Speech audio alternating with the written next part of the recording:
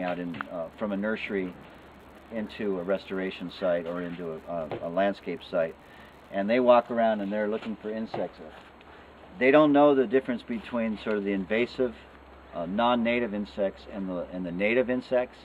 So a lot of times they'll red tag one of our patches because it's a native plant and it has native insects on it, and if you go out into the wild, the same thing is happening in the nursery, but that's not their specialty.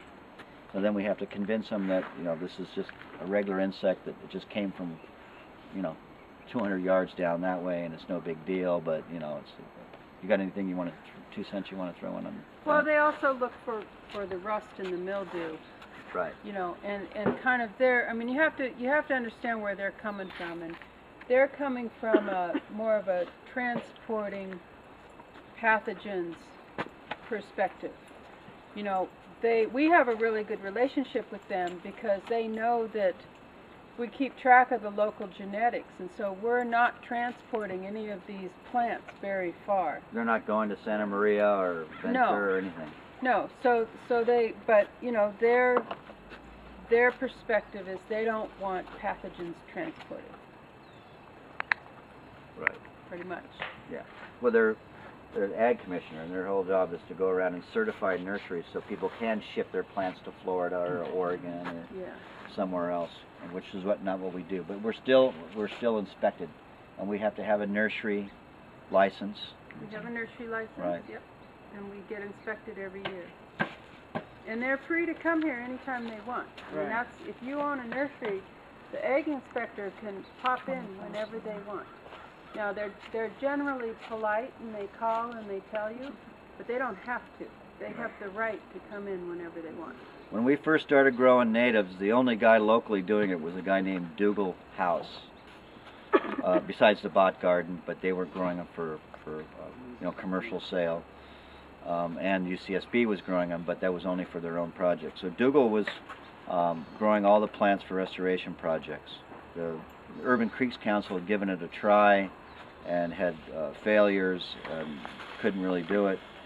So Dougal told us in 1997, never sell a 1-gallon plant for less than $8, because that's what it costs to grow it and cover your materials cost and your labor and everything.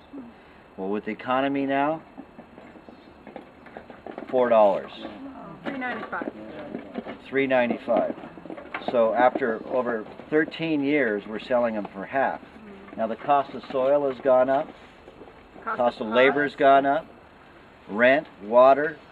So the margins of profit are so slim on this. If you have a big plant failure, you've just basically, you're losing money from then on. Another big problem is these plants they're perishable. They can only stay in a pot for so long. And a lot of restoration projects can be 6 months or a year behind schedule. Well then, who pays you to water those things for 6 months? Who pays to put them into a bigger pot? Who pays to rotate them? Who pays? So we have, in our contracts with these people, we have late fees and storage fees, which can add up to the cost of the plant in 6 months, right? I mean, what do you put in the contract for a storage? It was time. Yeah. And so it's a tough thing for oaks because people want what I call instascaping. You know, they want to plant a plant in their yard that I want my plant to be 5 foot tall, and you've totally screwed up those roots.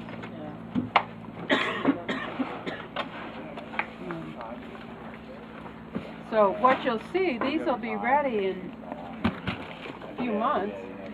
How big will well, and your tree will be this big, and it'll be fully rooted. You know, and the landscapes are going, I gotta dig a hole for that puny thing? Yeah. That one who survived. And that's kind of hard.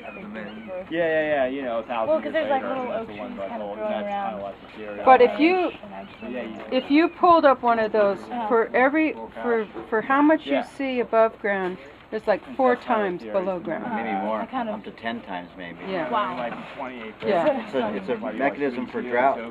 I mean, you know, they're going to go down and they're going to find water before they put any effort to going up top. Yeah. And in the nursery, they just go to the bottom of the pot. And then they spin. And they go, oh, okay, at the bottom of the pot. The only way to go is up, and I'm getting water, so cool. So, yeah, this is a huge chapter thing. Has some height and some breadth, and you know they think, okay, well I'm doing a 5 gallon, so